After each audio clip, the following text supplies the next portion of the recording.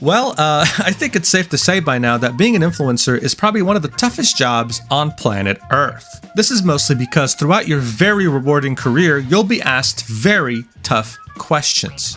Should I do pull-ups on a holy site in Japan? God, I just can't imagine the struggle of her having to answer that question before posting it to her dumbass Instagram followers. But that's not even the toughest one. Should I go to Japan, known to be a country full of hospitality and kindness, order food, get on trains, and just not pay the bills? I mean, seriously, these influencers have it really tough. And more recently, you had this happen to poor Johnny Somali. He had to go to South Korea and ask himself a very simple question. Should I twerk in front of a monument made to commemorate one of the most oppressed people during World War II? Not only are people getting so tired of these dumbass influencers and their antics, but they're also very tired of countries not taking those things seriously. Johnny, for example, committed crimes in Japan but never faced any jail time. He only got banned from the country, disappointing many people. But the story we're going to be talking about today not only is way worse than anything I've mentioned so far, but it also had massive consequences. It's about how two Taiwanese influencers went to Cambodia thinking that as influencers they can do whatever they want, and instead of getting a slap on the wrist, they got the complete opposite. They got sentenced to inhumane conditions, okay? This was so big that it made it onto Taiwanese national news, Cambodian news, and was talked about all over Asia, but no one really talked about it in the West. Every article, every source of information I found was in Mandarin, okay, or Cambodian. But regardless, it was massive. So massive, in fact, that even the Prime Minister of Cambodia had something to say about it directly, releasing a statement talking about it. I have never seen something of this scale before. So let's talk about it.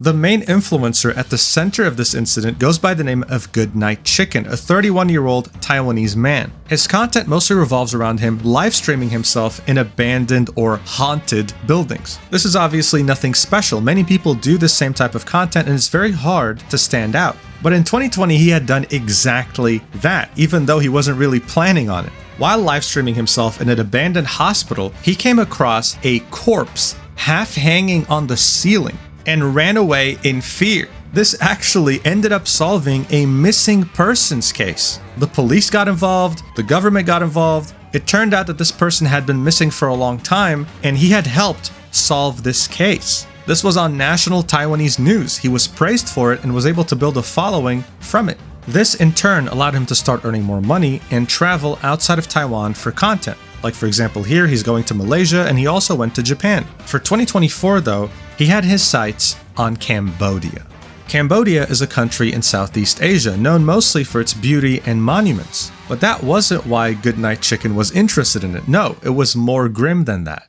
Around summer 2023, the United Nations published a report estimating that around 100,000 people were trafficked from other Asian countries into Cambodia in order to work against their will in scam call centers, saying that most victims are men from Asia, but some have come from further afield such as Africa and Latin America. This was the first study of this scale, and it hurt Cambodia's reputation as a touristic hub quite a bit. Around 40% of their total tourists came from China, and those numbers started to dwindle very quickly after that report came out. What didn't help is that the United Nations outlined some of the nationalities involved, and a lot of the victims actually came from Taiwan. This right here is an image of a rumored scam call center compound, where obviously you cannot escape even if you wanted to. Look at all the barbed wire.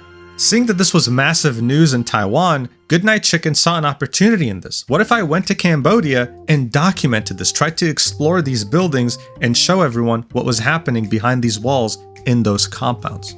Because of this, he specifically went to the Prea Sihanouk province, more specifically its capital, Sihanoukville. To many, this is where you could find some of the prettiest beaches in Cambodia, and to others, this is where you could find a lot of the scam call centers that lured people in and trapped them. GOODNIGHTCHICKEN was betting everything on this. After landing in Cambodia on February 12th, 2024, GOODNIGHTCHICKEN started up his livestream as he usually does. This time though, he was whispering, claiming to be in one of those scam call center compounds. Let's watch. But then he was caught. He attempted to run away, but you could hear him struggle to leave. There was a person chasing him carrying a flashlight. Some viewers zoomed in, tried to up the brightness to see who that person is, and they detected a military uniform.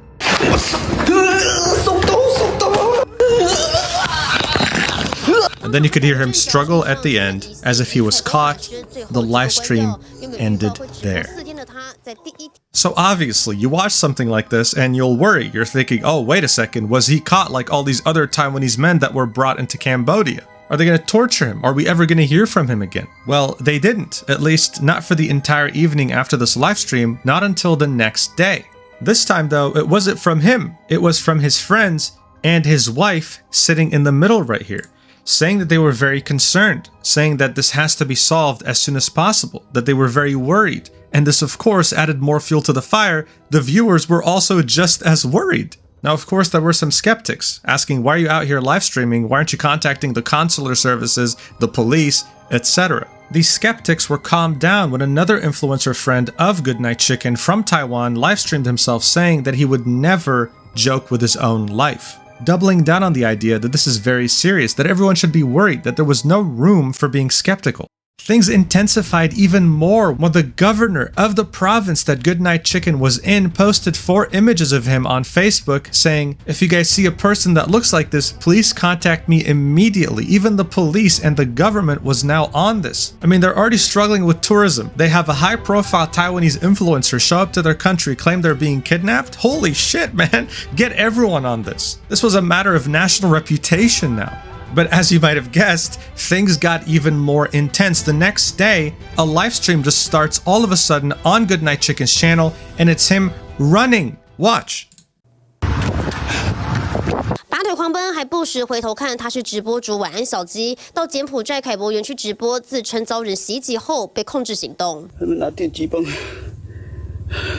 我身上所有钱都被他们拿走了。 As you can see, his clothes are ripped, he showed bruises, his head is half shaven, and the things he claimed are so insane that we can't just skip over them. Here's what he said translated. He claimed that he was controlled by multiple gunmen throughout the night, was tortured with electric shock batons, and was robbed of $3,000 to $4,000 US. This was all while he had a record number of viewers. This all started out with some dude sneaking through a building that he shouldn't have been in to now a national, governmental, and political issue on a global scale, alright? This wasn't just about some country's issues, alright? Taiwan was indirectly involved in this because, I mean, this is one of its high-profile citizens. Cambodia took this very, very seriously. But some of Goodnight Chicken's viewers weren't taking it as seriously anymore. The skeptics resurfaced, and this time, they had proof.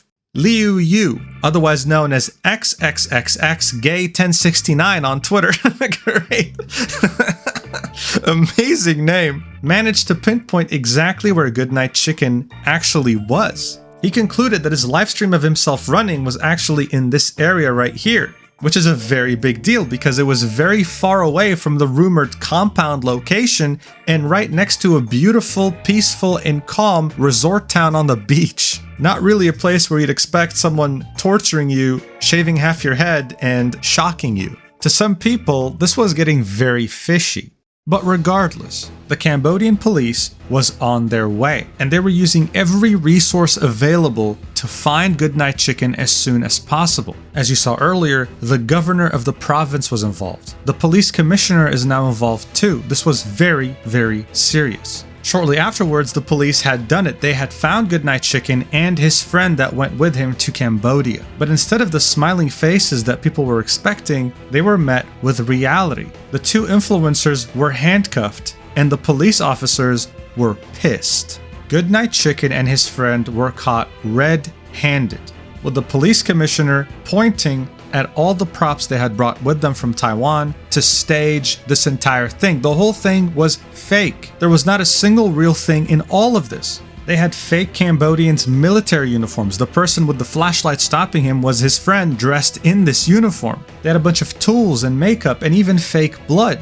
And as you can see, this was the t-shirt that Goodnight Chicken was wearing when he was quote-unquote running away from the compound with his half-shaven head. Everything was fabricated, all in the hopes of getting views. The Khmer Times, a news publication from Cambodia, published this article saying, "Enough is enough, no mercy for foreigners who create fake content to tarnish Cambodia." It was becoming more and more evident that these two influencers weren't just going to get a slap on the wrist. No, this was going to have very serious consequences. This new reality only started to really sink in when they were in handcuffs. This is why they proceeded to bow down an apology, because they realized, wait a second, we're actually screwed. Watch. 省长，晚安小鸡陈仁川及鲁竹贤在这边向柬埔寨的省长跟你说声真的抱歉。非常对不起。គ្រប់អាដាមសម្បត្តិហេតុបានការសុំទោស I'm so sorry. Please give me a chance. This is even funnier because of how ridiculous he looks with a shaved head. Like, this is a disaster. It took 3 days, okay? 3 days to convict them and send them to jail. It was extremely quick. They were sentenced to 2 years in Cambodian jail, which is one of the worst jails you can go to. There were, of course, some concerns over the fact that they might have not gotten full due process, that there was no proper trial, no proper human rights. But I'll be honest with you, this was definitely the minority. The majority, including Taiwanese, were very happy that they were getting the punishment that they deserve for playing with their audience's emotions and tarnishing the entire image of a country already going through a very bad image problem. But regardless, some people were very concerned about this, that they even reached out to the Prime Minister of Cambodia, offering yet another detail of Goodnight Chicken's life, which of course made him only look worse. Cambodian Prime Minister Hun Manet spoke out about the crime committed by Taiwanese internet celebrity Goodnight Chicken. He said, "Someone called me the day before yesterday to help these two people, telling me that these two young people should be released because they still have a sick mother to take care of in Taiwan, but I denounced this statement on the phone. If their mother is sick, then they should take good care of their mother at home instead of going to other countries to ruin their reputation and cause trouble. So I say they should be sentenced more severely because they're unfilial sons." This kind of selfish behavior not only hurts Cambodia, but also discourages tourists from visiting Cambodia and causes people to lose their income. Hong Manet also warned any internet celebrities who want to come to Cambodia to make fake videos to gain internet popularity, "We will take strict actions just like the two people from Goodnight Chicken. They will serve 2 years in prison and be blacklisted, permanently banned from entering Cambodia." So the Prime Minister himself had something to say about this, and he doubled down on it, telling anyone else who might have the same idea, if you come here and do the same thing, not only will you be permanently banned from visiting, but you will also be going to jail. So again, I just want to show you how the Taiwanese were reacting to this. On the post from the governor of the province involved, where he was asking, "Hey, anyone have information about this guy? Tell me immediately." The comments are, they're self-explanatory. "Please let him go to jail." Or, "As a Taiwanese, I am deeply sorry for the issues caused by this Taiwanese individual in Cambodia. I hope that he will face the most serious consequences for his actions. Please believe that the majority of Taiwanese people are well-mannered and differ from him." So this is why, even though the conviction was extremely fast and might have broken some human rights, no one really had any sympathy or even pity for him. The Cambodians were furious that someone was harming their reputation for clout, and the Taiwanese were furious because not only did he play with their emotions, but he single-handedly harmed their reputation. Barely a month after Goodnight Chicken was arrested for inciting social unrest for 2 years with his friend, news came out from the Star saying that his time in jail is miserable. Apparently, the only way he can sleep is in an upright position. He can't even lay down. This is because he's in a cell with 150 different inmates, all crammed up together. According to the Cambodian League for the Promotion and Defense of Human Rights, they describe Cambodian prisons as severely overcrowded and having abysmal living conditions. People in prison have to routinely make informal payments for basic necessities like food, space to sleep, and family visits. And here's a drawing of how a cell looks like. An actual image would probably get me demonetized, so this drawing right here kind of shows you how there's barely any space. This is why you don't want to end up in a Cambodian prison cell. You ask any Taiwanese person and they'll probably know exactly what you're talking about when you mention Goodnight Chicken. This incident was just that big on a national level. It prompted many conversations about how far influencers will go, with people asking themselves, why do we even bother accommodating such disrespectful people who only do these things for views? And today, the world is asking itself the same question. Why do we continue to accommodate these people? Why did Japan not go the whole way like Cambodia did and jail this idiot for multiple years? Why did Israel not do the same thing too? Because by the way, Johnny Somali also got arrested there after Japan and now he's in South Korea. Is it purely because of his American passport, or are countries simply not equipped to deal with such things? Who knows? I personally hope he gets jailed for multiple years, and in the case of Goodnight Chicken, I hope it serves as a reminder to all these influencers that they are not immune to the law just because they have some followers on Instagram. They end up making all foreigners look bad, and I personally don't want to be grouped up in the same group as someone who uses a holy site in Japan to do pull-ups. Anyway, we'll see what happens. Thank you so much for watching this video till the end. I appreciate that so much. I'll see you in the next video whenever that is, and yeah, love you. Mwah.